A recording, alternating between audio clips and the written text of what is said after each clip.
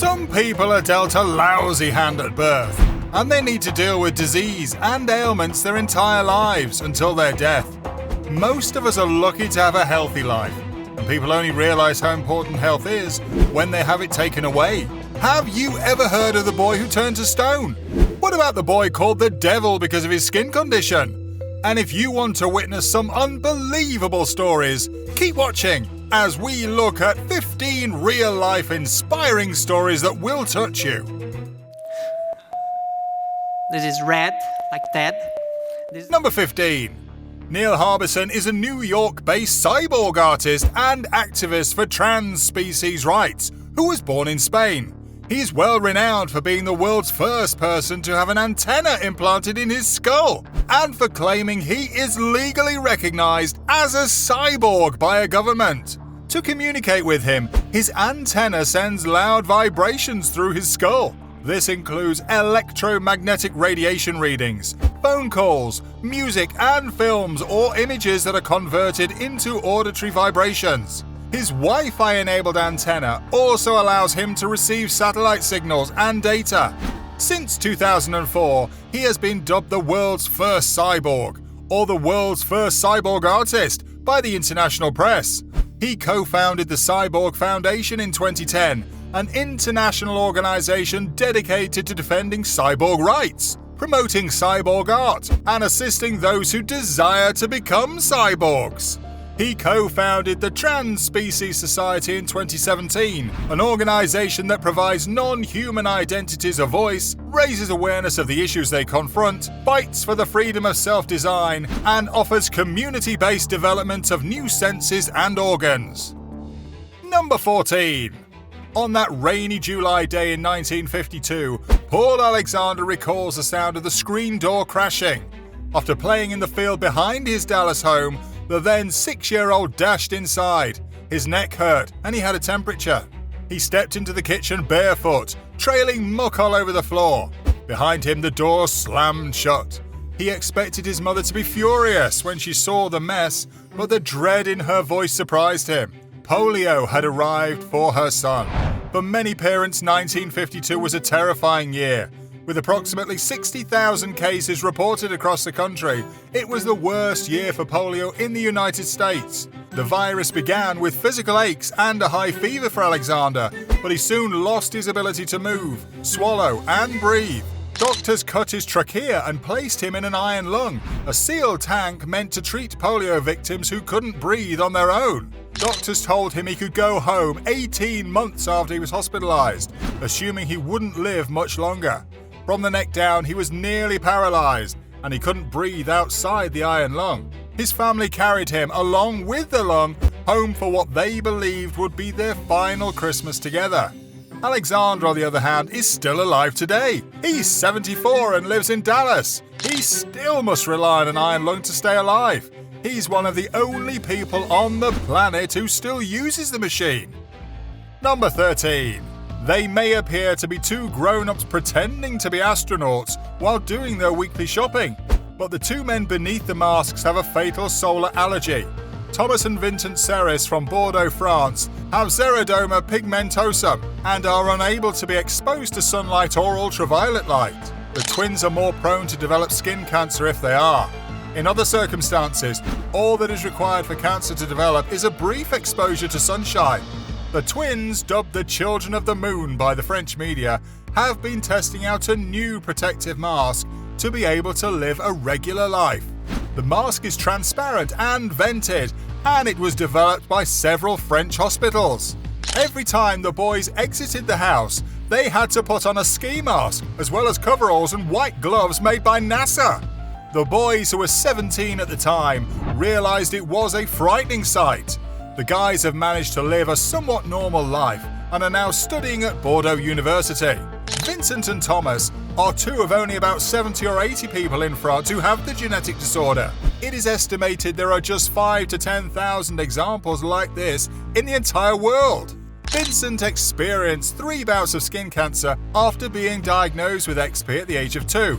Francois and Bernard, concerned parents, devised strategies to keep their sons safe, including installing UV filters in their homes' windows. They also founded the non-profit Les Enfants de la Lune in 2000, with the goal of bringing people with genetic disorders together and putting pressure on medical researchers to learn more about XP.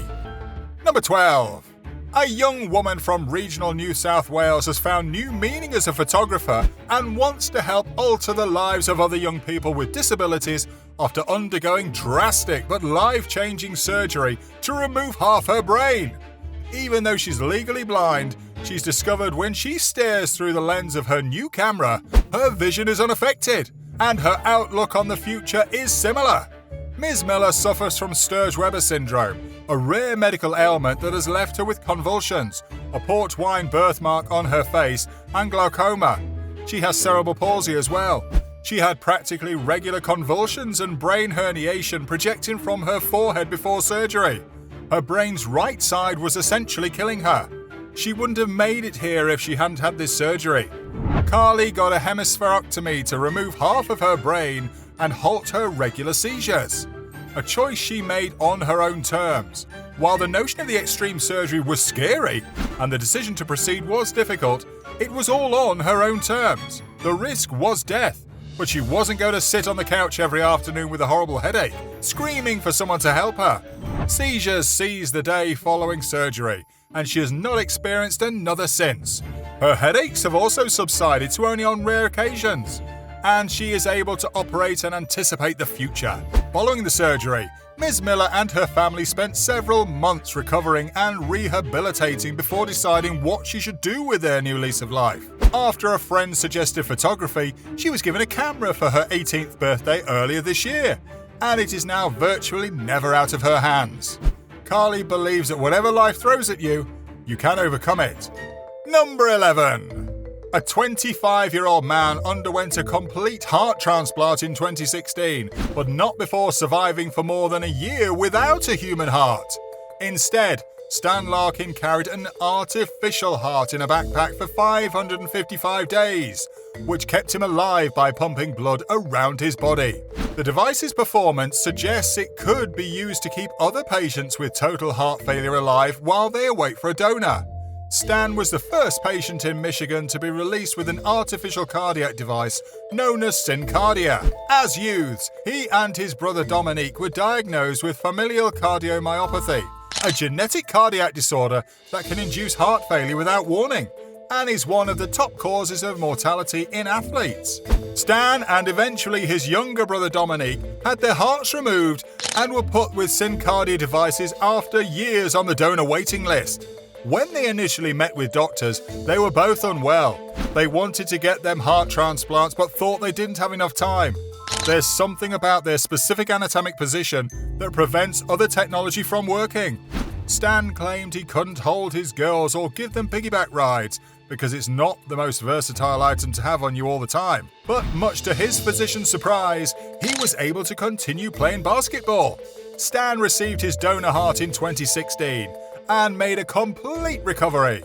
He told the press about his experience, which he described as an emotional roller coaster, to raise awareness about the 5.7 million other Americans who suffer from heart failure and the need for heart donors. Number 10.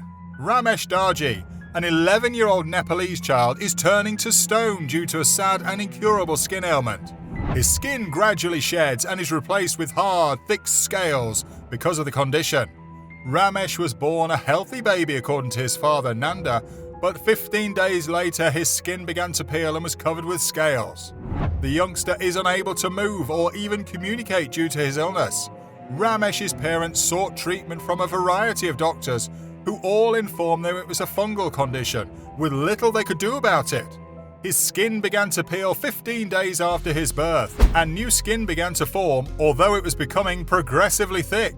They had no notion what to do when it solidified and went black. Due to an incredibly unusual disease that had frozen his torso and limbs into twisted shapes, he is now unable to walk or communicate. His mother Na is unable to walk because she spends all day caring for him, and he can only communicate when he needs to go to the bathroom or be fed. Ichthyosis is a long-term disorder caused by a defective gene passed down from parents that causes hard fish scales to grow on the skin. The condition has no cure, although it can be controlled with daily skincare and other drugs. Number 9. Humans require water to thrive, and while too much of anything is bad, some people with unusual diseases believe otherwise. While not drinking water is bad for your health, it may be a nightmare for some people. Mark Robinhorst, a 36-year-old German architect, needs at least 20 litres of water every day to stay alive, which means he can't sleep for more than 2 hours. The man has diabetes insipidus, an uncommon condition in which he is constantly thirsty due to excessive urination. Because his body can't keep water, he must urinate immediately after consuming water. He only sleeps for a few hours at night since he needs to wake up to rehydrate, something he can't do without. Mark can only spend an hour without water. Therefore, his high water intake is also hazardous to him. Drinking too much water can potentially result in water filling the brain, which has been fatal on a few occasions. Meanwhile, the architect hopes to raise awareness as he's encountered doctors who've had to look it up. Mark has trouble concentrating without water and subsequently develops a fever and loses his sense of direction. He's also at risk of dying from hyponatremia, which occurs when a person drinks too much water, causing salt levels in the blood to drop dramatically, resulting in death. Number 8. Ellie began falling and experiencing discomfort and exhaustion when she was a child. Michael and Beth McGinn, her parents, took her to several specialists to figure out what was wrong. Ellie's situation perplexed neurologists, who had never seen anything like it. Ellie's ability to walk diminished during the next 6 months. When she was eventually diagnosed, the news was not good. Ellie suffered from LBSL, a rare neurological illness. Doctors told the family that there was little hope. They were told there was no treatment and that children with this disease rarely live to adulthood. LBSL is a kind of leukodystrophy that affects the function of mitochondria in the brain, which may be thought of as our cells' energy factories, as well as the white matter of the central nervous system. Ellie would need a walker by the age of 8, and she would be in a wheelchair by the time she was a teenager. For the McGinns, doing nothing was not an option. A group of Kennedy Krieger doctors met with the family. They informed the McGinns that while they couldn't cure Ellie's genetic condition, they thought they could help. The treatment appeared to be effective. Her appetite and energy levels increased in a few weeks. Her walking improved after a few months. And within 18 months, her leg spasms, weak knees, and falling were almost gone. Ellie progressed from being unable to walk across a room without falling to being able to walk anywhere. Ellie's worst symptoms haven't reappeared, and she's back at her old self. You'd never guess anything was wrong with you if you met her. She attends school like any other youngster and enjoys swimming, sketching, and most importantly, animals. However, no one can say how long her symptoms will be suppressed. Number 7. Jonathan Piter, a 17-year-old whose courage in the face of a rare and severe skin illness acted as an inspiration as he raised awareness about epidermolysis bullosa, has died. Jonathan and his mother, Tina Boileau, were in Minnesota for Jonathan's condition treatment, which causes severe skin blistering. Johnny's story has gone viral in recent years as he let you inside his life and daily difficulties with EB while fighting diligently to raise awareness of this terrible disease. His mother is overjoyed that he accomplished this. Because their skin is as delicate as butterflies' wings, children with EB are often referred to as butterfly children. Everyone who knew him is heartbroken by his death, since he was a much-loved ambassador for the illness. Jonathan worked long and hard for all those impacted by EB, and he was amazing at raising awareness. Piter was noted for his bravery and perseverance in the face of a rare skin illness. It makes your heart sink to have someone so encouraging in the community and then hear of his passing. Number 6. Because of his disease, he may die if he falls asleep without assistance. Every time Liam settles into bed, he must be attached to a life support system and monitored. The ailment is also known as Ondine's curse. It affects only about 1,500 people worldwide and causes the patient's lungs to stop working while they sleep. It may also harm his heart rate, blood pressure, and other essential organs such as his brain. When you sleep, your phrenic nerve does not fire, and your brain does not instruct you to breathe. This is known as central hypoventilation syndrome. He can't breathe without the help of a machine, and he wouldn't be alive if it weren't for it. In addition, Liam has an unrelated intestinal problem because he was born with a big portion of the organ missing. requiring him to wear a colostomy bag as a substitute. The journey he and his family have taken thus far has been difficult, and his father Peter is concerned every night. If you ask him if he had a good night's sleep, he will tell you he hasn't had one since Liam was born. They're always on the lookout, fearful it might be the final time they say goodnight. Liam manages to go to regular school, enjoys sketching, and enjoys making things out of Lego. He is also fascinated with trains. The other remarkable feature about Liam is that he has lived with the disease from birth. Defying doctors' predictions, he would only live for 6 weeks. Liam is only a few months away from turning 18, and he is exactly like every other adolescent before him. Number 5. Dr. Adolf Ratzka became disabled at the age of 17 after getting polio and has had to rely on personal help ever since. He brought the independent living movement to Sweden and launched the Stockholm Cooperative for Independent Living, which was instrumental in the passage of Swedish legislation establishing the right to a personal support budget. His assistance makes it possible for him to work. One of their most significant responsibilities is to follow him on his travels as the director of the Independent Living Institute. He and his wife only travel together on vacations because his wife has her own job. She's an occupational therapist.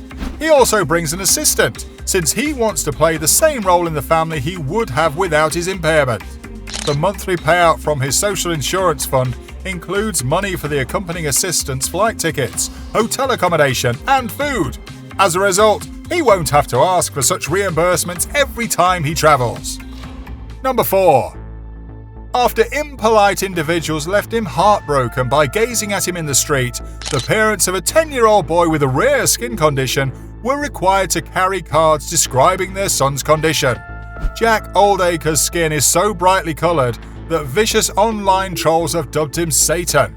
To save their son from shame, his parents, Daniel and Julie, have been compelled to produce cards with information on Netherton syndrome. Each day, the pair cleans Jack's skin for 2 hours to keep it from becoming dangerously irritated or infected. They both had nervous breakdowns because of the stress of dealing with his condition. Jack was diagnosed with the disease at the age of 5 weeks, and doctors assume he received it from his parents, who both have a defective gene. The football-crazed adolescent must follow a strict daily routine that includes washing his skin and applying paraffin ointment to ensure his delicate skin is adequately protected. His illness makes it difficult for him to be outside for long amounts of time in hot weather, and he frequently spends the night scratching his itchy skin. Sufferers are at great risk of infection and have little control over their body temperature. This disease affects 1 out of every 3 people on the planet. Number 3. When Tom Tennant was born, he had enough skin to cover a 5-year-old toddler. When the newborn child was born wrinkled, doctors had never seen anything like it. Tom is a one-of-a-kind child, the first to be born with this skin condition. From the moment he was born, Tom's parents knew he was going to be a remarkable child. Although ultrasound revealed not everything was as it should have been, no one could have imagined Tom's condition to be as terrible as it was. When his parents first met him, they were taken aback, according to him. His father's heart was in his throat as he lifted him up and cuddled him, but he liked it. There was no medication or cure for Tom because they couldn't figure out what was producing his extra skin. They could only hope he would grow into his skin as he grew older. In fact, Tom's case was so uncommon, experts decided to spend time and money trying to find out what was causing his disease. Tom spent 2.5 months at a medical centre, undergoing tests and analysis. Scientists faced a tremendous challenge, but they uncovered something after digging a little further. Surprisingly, the boy's appearance resembles that of the Chinese dog breed Shar Pei, which led them to the answer. According to researchers, Tom's amount of hyaluronic acid, which is found in the skin, was 100 times higher than normal, which is also the case with Shar Pei puppies. Because the quantities of hyaluronic acid in Shar Peis decrease as they age, giving them a more average skin appearance, doctors hoped and prayed this would be the case for Tom. It was, thankfully. Tom's doctor expected the ailment would be almost completely gone as he grew older. Tom is well liked and well known in his hometown these days, but that doesn't mean unpleasant comments haven't been made in the past. He is a bright young man who excels in school. His parents declared that from the moment he was born, they knew they would never hide him. They think beauty comes from within and is more than skin deep. Number 2. Carly Henrite, a St. Louis toddler, was always a busy and adventurous child. She enjoyed swimming, running, and soccer. Then she turned 5 and life was never the same after that. Carly's big toes were shorter than her other toes, which physicians noticed one day. This was because she was missing particular bones, which alerted doctors to the fact that she had a rare and progressing condition. Carly was diagnosed with fibrodysplasia ossificans progressiva, which affects about 800 people. FOP has no cure, and sufferers can expect to live to be roughly 40 years old. Because FOP causes muscle and tissue to turn into bone, it is often referred to as stone man syndrome. These extra bones eventually create a second skeleton that severely limits mobility. Carly can't raise her arms above her head, bend at the wrist, or stand on 2 legs since her joints are usually locked up. Her back is like a sheet of bone, so she must use a wheelchair to get around and is in constant physical discomfort. Extra bones can form and grow inside her, even if the harm is small. Carly has reached the age of 23. It's amazing to watch how she's learnt to work around her limits and made adaptations to live as regular a life as possible. Number 1. Lalit Pattidar, a 13-year-old student, suffers from werewolf syndrome, a rare ailment that causes him to grow hair all over his body and face. He was born with congenital hypertrichosis, a disorder that causes excessive hair growth on the face, arms, and other parts of the body, and for which there is no cure at the moment. Lalit is the only son born after 5 daughters, and despite his differences, his father believes he is extraordinarily unique, because he was born after many special prayers. Even though Lalit has accepted his look because of his sickness, he still must cope with cruel bullies, strangers mocking him, stones being hurled at him, and some people calling him a monkey. His relatives and friends, on the other hand, come to his help and defend him in such situations. He periodically fantasizes about having his excess hair removed, so he may be friends with everyone. Despite his challenges, Lalit professes to live a happy life and is committed to achieving his goal of becoming an honest police officer who can convict all criminals. Lalit is a bright student who excels at sport. I must admit I feel for all these people, but it's inspiring to see how they've dealt with their specific conditions with brilliance. Which one was your favourite? Why don't you let us know in the comments below? Well, that's our look at 15 real-life inspiring stories that will touch you. If you enjoyed this video, please give us a like and let us know in the comments what you think. Check out our other videos and subscribe to be part of the fun.